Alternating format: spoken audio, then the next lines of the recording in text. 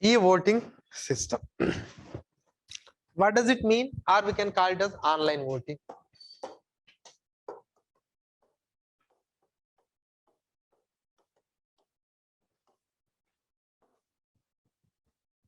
E-voting or online voting system. What does it mean? Now, how you are casting your vote? Through a ballot paper. Are you still using the ballot paper or EVMs? Okay. For the local elections, maybe you are using ballot paper in some states. But most of the states are using the EVMs. EVMs. Now we wanted to change that EVM system to online, not for all, but for some people. Recently, the Telangana State Election Commission has started experimenting this online voting system. Now, before I come to why you need an online voting system and what are the problems of online voting system, how the voting system has evolved in this country from 1947 to this day, and why you need to change to the next level, I'll explain. Okay. See, what was the legislation that regulates the entire process of election? Any idea? Representation of People's Act of 1951. Representation of People Act of 1951. This act regulates the entire procedure, and this act itself gives some powers to the Election Commission of India to conduct the election system in India. Do you know how this ballot paper has worked in the previous years? Now, suppose, what is your ballot paper? Okay, this is ballot paper. This is number 1, 2, 3, 4. Name, symbol. Okay, some name, symbol, and you will given some whatever that, and you need to punch on that particular, and you have to, anyway they will fold it, and you have to fold accordingly. You have to place it in a box. This is how normally you do. But earlier system was not like this. Earlier system was, they will put some 3 boxes. Earlier they used to put some 3 boxes. This box is for Congress. This box is for CPM. This box is for BJP. Now you will be given a normal sheet. If you want to cast the CPM, then you have to place that sheet in the CPM box. If you want to cast vote for the BJP, you have to place it in the BJP box. This was the old system. Now what happened is, whenever you are taking all these boxes into counting center, some people used to theft the CPM entire box. Because if you take away the entire CPM box from 2 to 3 booths, then all the votes of CPM gone. It's completely advantage to the other 2 parties. Did you get the point? No, we decided, no, we should not do this system because it is leading to some different problems. And now we came to this system. And yes, if this system, even if they theft this box also, it is, we don't know whether it is equal loss or unequal loss, everyone will get loss. So that is how we have brought this system. This is first system and this is second system. Now what we have done is, in this country, the number of votes are so high, so many voters are there. For the local body elections, it is very easy, but for the national level elections, it is very difficult to count the votes. Because in a parliamentary constituency, on average, you need to count at least 7 to 10 lakhs of sheets or whatever the slips. It has become very difficult, and it may lead to a lot of errors also whenever you are calculating. So we have decided that we need to bring some sort of an electronic system where this counting errors and this time can be reduced. That is how actually we have thought. The thought process has started in the 1977. The thought process has started in the year 1977. And this task was given to ECIL. Electronics Corporation India Limited. Electronics Corporation India Limited, who manufactured this or who designed this, who designed, later manufacturer comes with the other companies also, the BEL and all. It has held at Hyderabad. Hyderabad.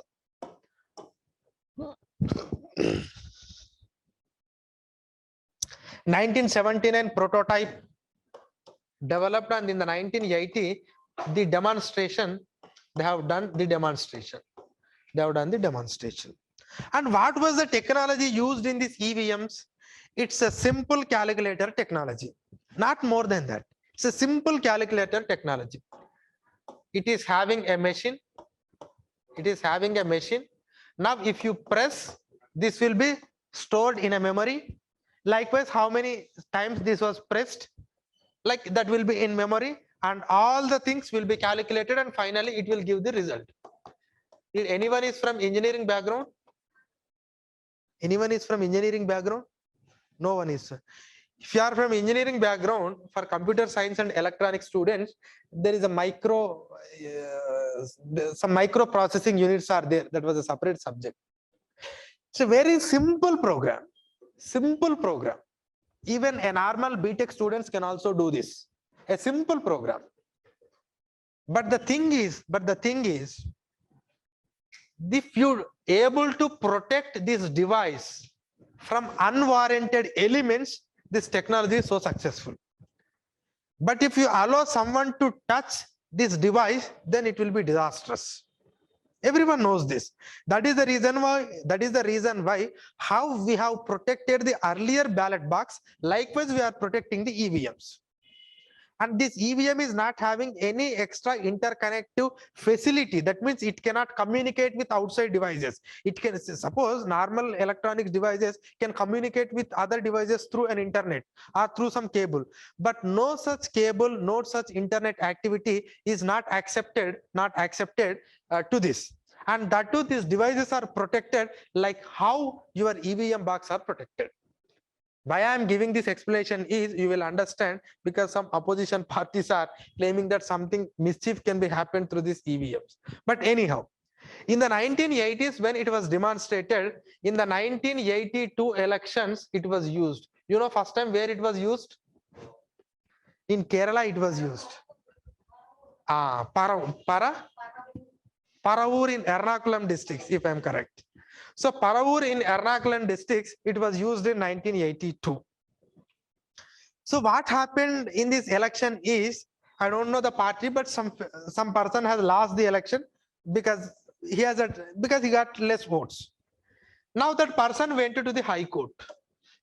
That person went to the High Court. Then High Court said, nothing doing, I don't give anything because the machine is machine, it has given correct thing, so I don't want to do. But later this guy went to the Supreme Court. And later Supreme Court conducted for normal election, and in that election again he won. That's a different story. But what argument he was made in the Supreme Court? The argument is the Representation of People Act of 1951 has not provided for anything to use an electronic machine for conducting elections. It has no legal provision. It is not having any legal provision. So why you have used it? Then Supreme Court said, okay, this point is correct. Until and unless you made changes to this legislation, you cannot use EVMs. Struck down. No EVMs.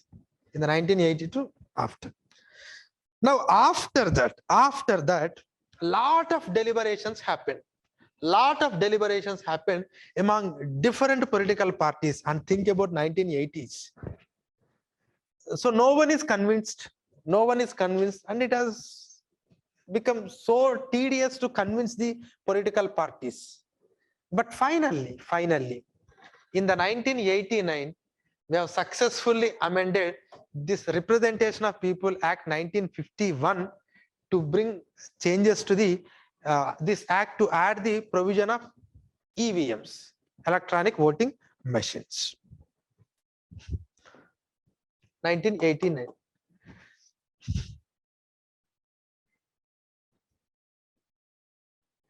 Now again, after that also there was no general consensus to use.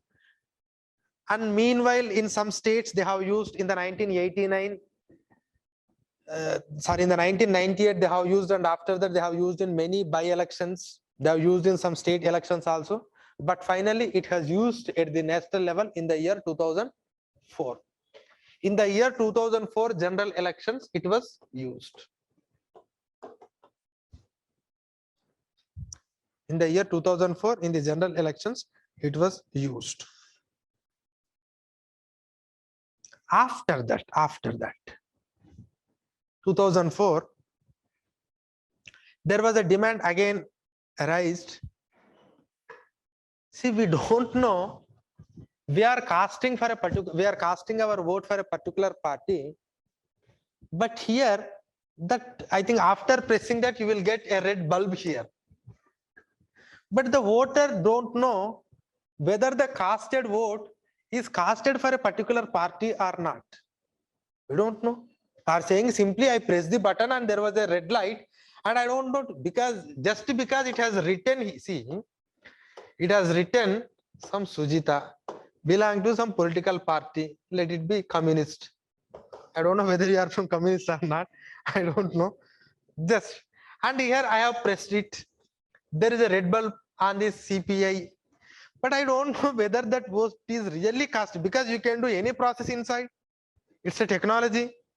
So people has got doubt, and political parties raise these doubts, and they say, okay, now what we will do is we will add another machine. Through rules we can do it, because electronics machine can be used. That provision was already added to the act, and we have brought a rule. What is that rule? Okay, we will add a separate machine. And what is that machine name? What is this VVPAT? Voter verifiable paper audit trial. Voter verifiable paper audit trial. And this voter verifiable paper audit trial has started using since 2014. Since 2014, because in the year 2013, the technical experts committee, see why I am giving all this history is, if today Congress party says that because of EVM, BJP is winning the election, you have to understand the sequences, who has brought all these things into the country and who has inserted the VV pattern, who has taken the decision to do all these things. See, simply because they are doing a political blames, you cannot go with the Congress party, or you cannot go with the other opposition party. Voter verifiable paper audit trial. Voter verifiable. So that is why I'm giving the timeline. When I'm giving the timeline, that doesn't mean that you have to simply remember the years. You have to understand. So these people are the one who are opposing now, has brought all these systems. Yes, the system has some constraint that if someone is meddle with this system, definitely they can do the changes. But we are here to protect. As long as that protection is there, then no one can touch. Results cannot be tampered. That is what we need to understand. And what superior technology we have used in VVPAT, except this calculator. It's a simple calculator technology. Simple technology. It's not a rocket science. But we need to protect. That device should not be interacted with any outside device, and anyway that provision itself is not there. Even if you go on the Wi-Fi near to that machine, you cannot connect to that. There is no receiver or anything there inside that. You cannot connect it. Until and unless if you change the chip inside the EVM, you cannot tamper with the results. But when you can do that tampering, only if you are allowed to touch the device. Only when you are allowed to repair the device. And I'll tell you one example. In the year 2015, I don't remember exactly, but some people have challenged these EVMs. No, these EVMs are tamperable. Then Election Commission of India has demonstrated that people, they are technical experts. Okay, you please come and you do the changes. And all the political parties invited, and these technical people came. Now this is, here it is an EVM. Now that person came and he wanted to open the EVM. Election Commission of India is not allowing to touch that EVM. But he said, if I touch, then I can tamper. No, I am not allowing anyone to touch this EVM. Without touching, can you tamper the result? He said no. he says that I can tamper the results if I touch it. If you open it and if you change the chip, you can do all the manipulation. But your EVM is not, you cannot touch it. It will be under complete surveillance of the government machinery. It will be protected with proper security. So that means it has proved that you cannot tamper until and unless if someone opens it. And when someone opens it, when there is no security, and anyway we are providing the security. That is what you need to understand. But still some politicians are so suspected about these things. So now they can open and they can do all the mischiefs. And some Arvind Kejriwal has made some in some particular ward. I have got 0 votes, but there are so many karyakartas are there in that particular ward. Likewise, they are giving something. But still, I don't think so. Like if you blame such a things or if you bring such allegations, definitely people lose faith in this entire election process system. The moment people lost their faith in the democratic system, then it is very difficult. Again, you cannot go to that counting of votes. See, 80 crore slips you need to count, and it will be so laborious, and it can be, I think in nowadays that slips can be tampered in an easy way. Very easy way, slips can be tampered. It's not that difficult to do that. So, but whatever the system, we need to strengthen the faith in the existing system, and we need to build the trust on that system.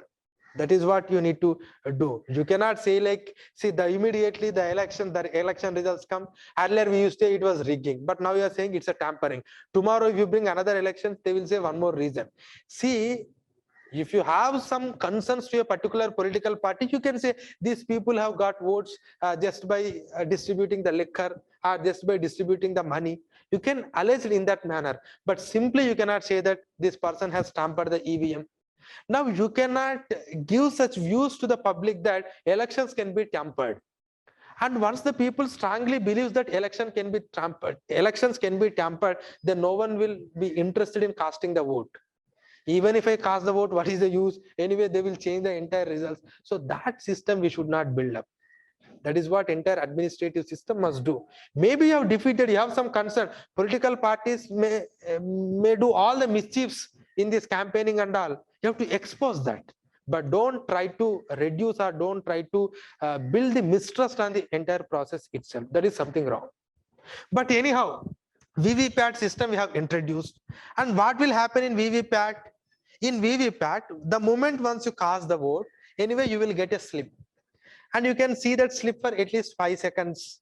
And you can see whether you have casted for the same particular party. Okay. You cannot take that slip to home, and it has to be deposited in the box itself. Now, what you need to do is, at the time of election, what happened is, while you are calculating or while you are counting this number of votes through VVPAT, earlier there was a ruling, whether it is parliament election or assembly election, one ballot box in each assembly constituency, you have to count this VVPAT votes also. You have to count VVPAT votes also. That means whether it is matching or not. You have to select randomly.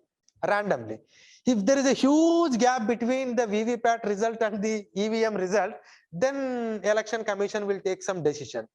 But why they have brought? Because we have to build the confidence among the people. Anyway, system don't do wrong, but we have to build the confidence. That is how we used to count.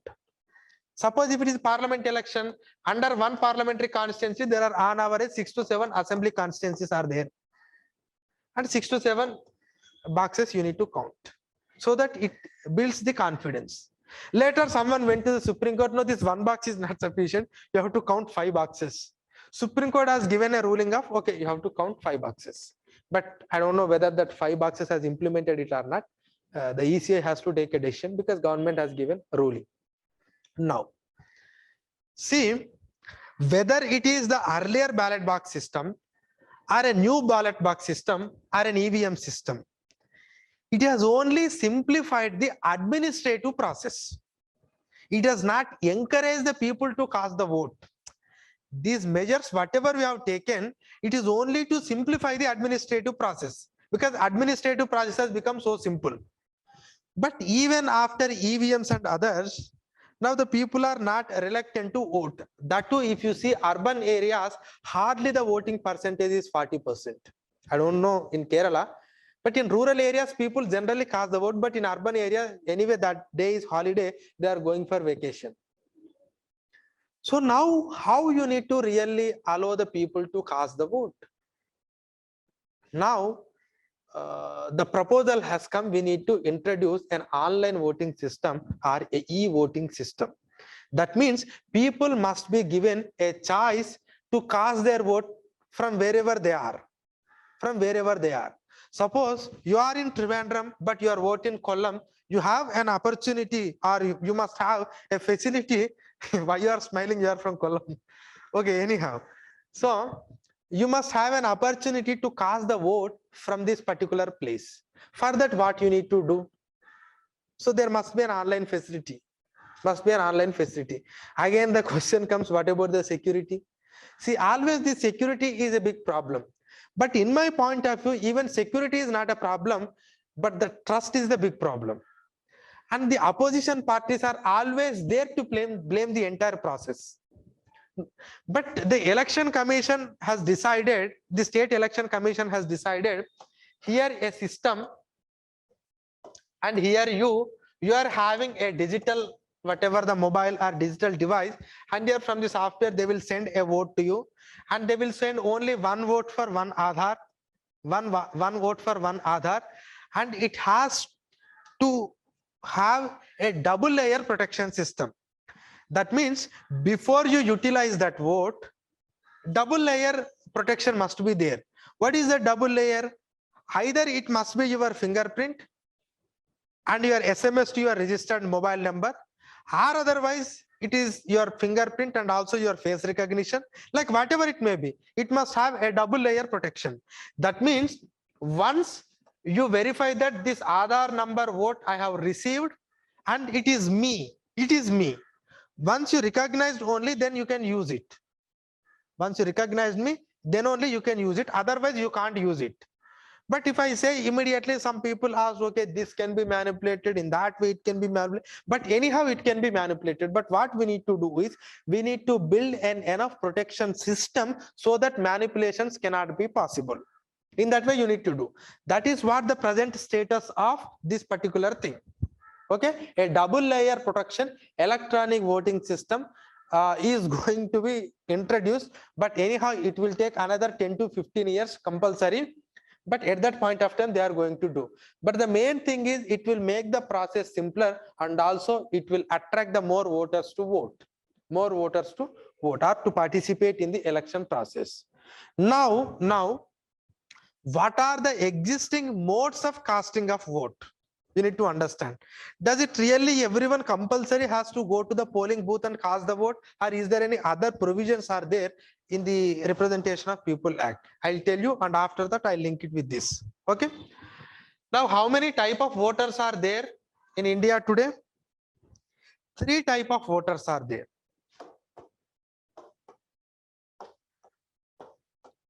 General electors, don't call it as voters, general electors. Second one is NRI voters. Third one is service voters. Service voters. Third one is service voters. When it comes to the type of voting, you will have postal ballot, proxy vote, normal general vote.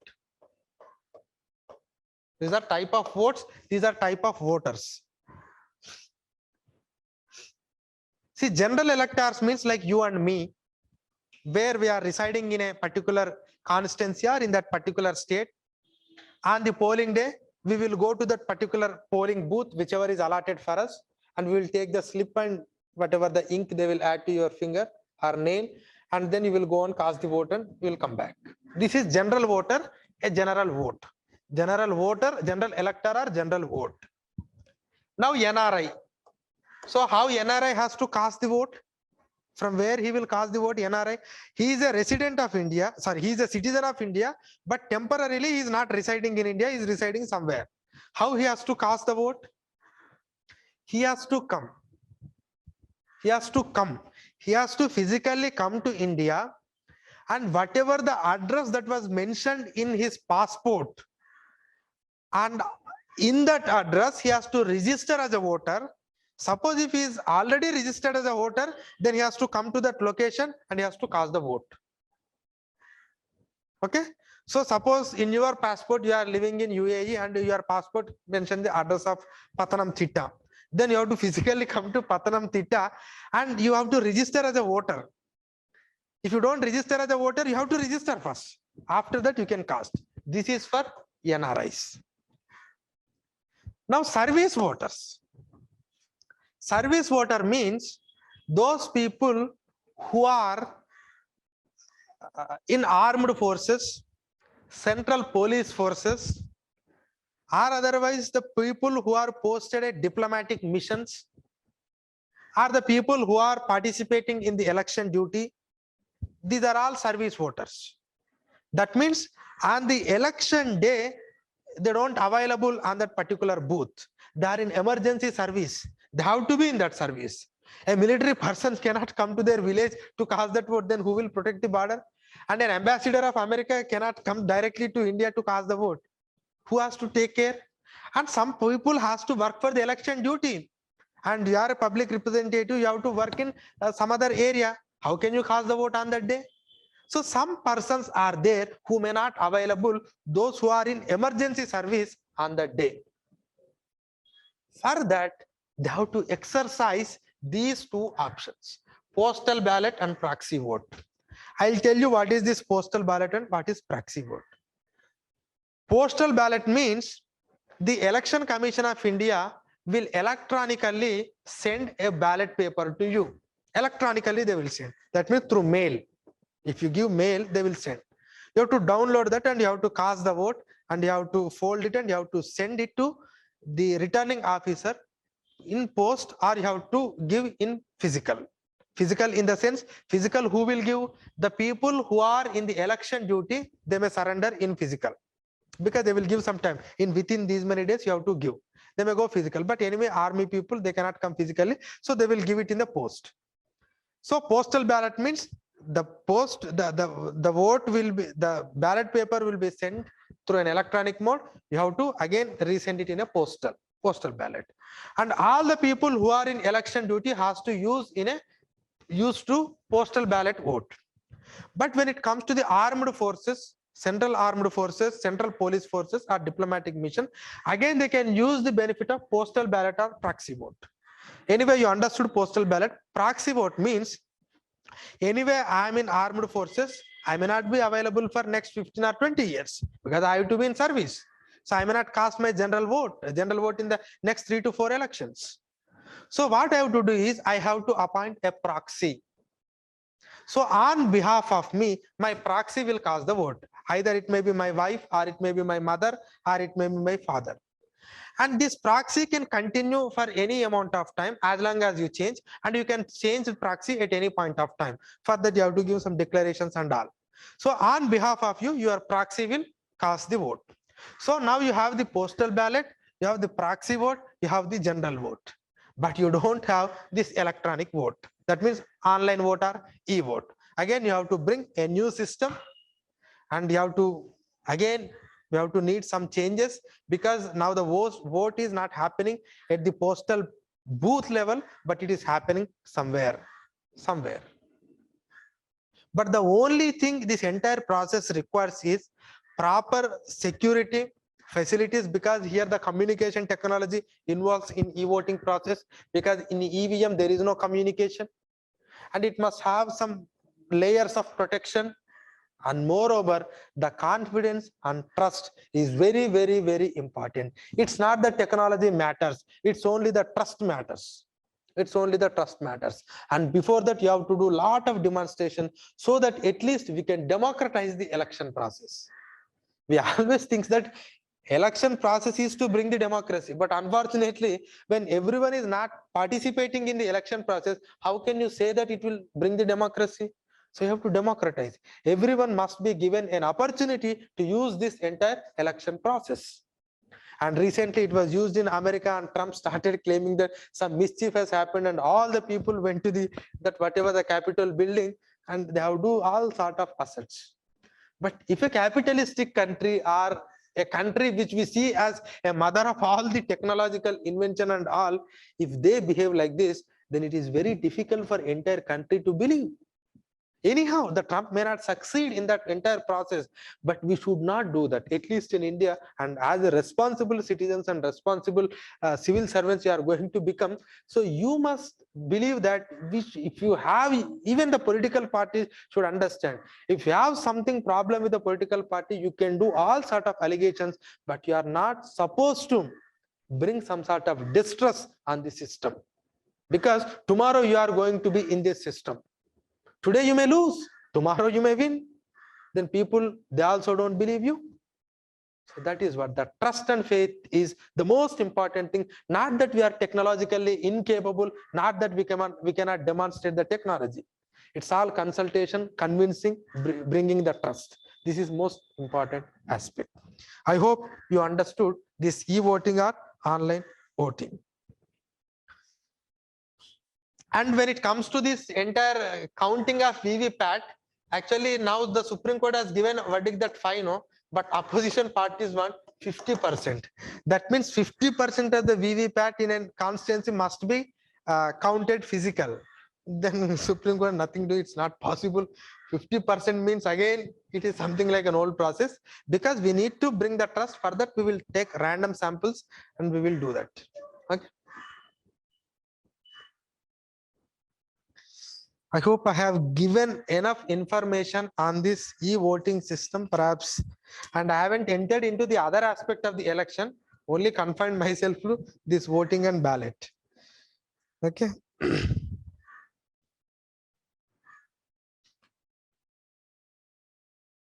And one more point I want to add this. Who can avail the benefit of this postal ballot? I have said armed forces, diplomatic missions, and central police forces. Apart from that, there are two criteria, very, very important. In that, one is more important than the other. I'll tell you, because you may get a question in prelims. Actually, I forgot that. The people who are having the age of above 80 years can use, or the disabled people can also use it. The persons with disability can also use it. But now this 80 has reduced to 65 because of COVID-19. We don't know whether it is temporary or again they will lift it. But for the Bihar election, they have reduced it to 65 because of COVID-19. They have to maintain. So that is one point. The second important point is the people under preventive detention. The people under preventive detention can use this postal ballot.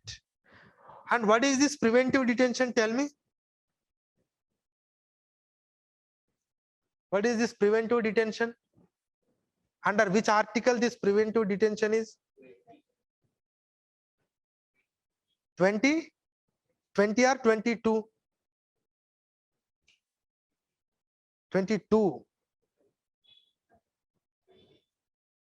20 is about what?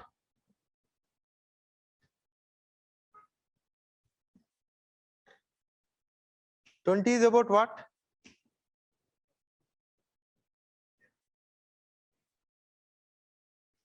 Okay, it's all 20 or 22. 20 is what then?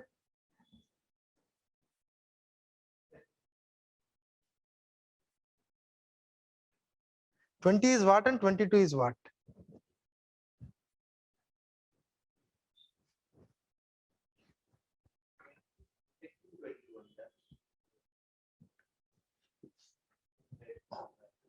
No. The difference is, tell me what is 20 and tell me what is 22, then I'll say the difference.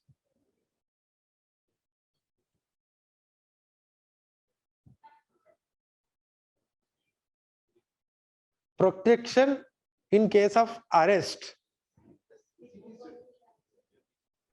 Is it 20 or is it 22? I'll tell you one more article. I'll tell you one more thing, then you tell me.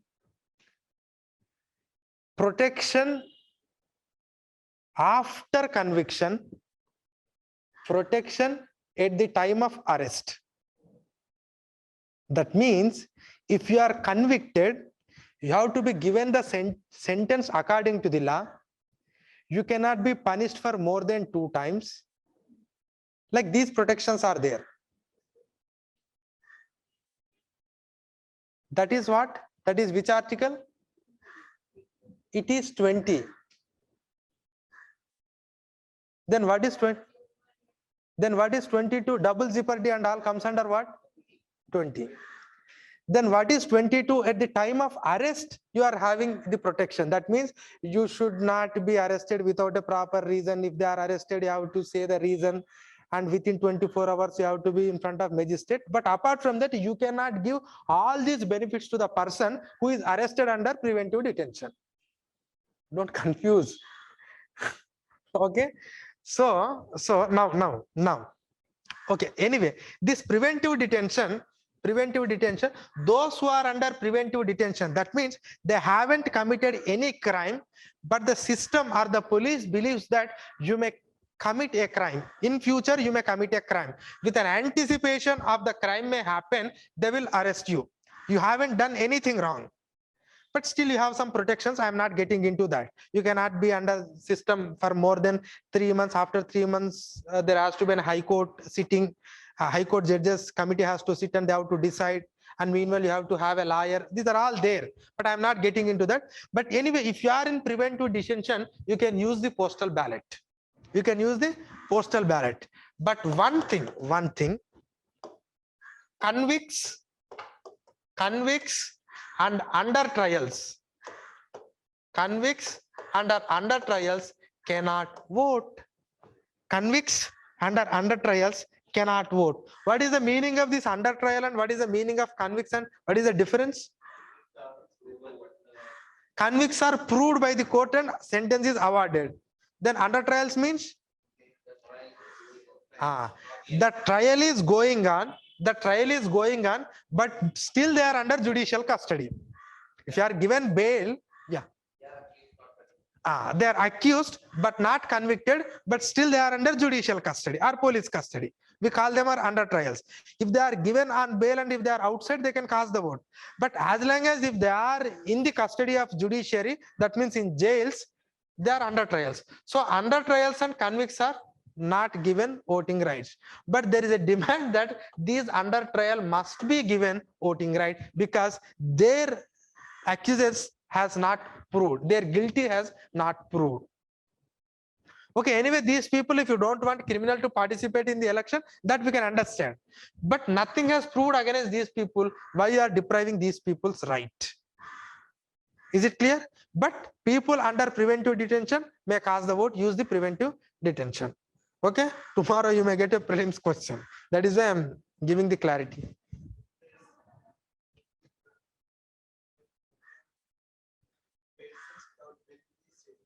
What are the?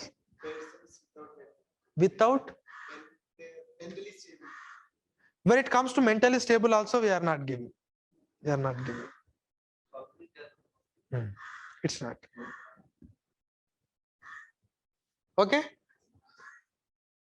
Now, so this is also over. So what are the other topics that I have given? IPCC 1, FCRA amendment. So I'll take IPCC later, okay? Because I have to discuss one environment issue. No? Last year we discussed something.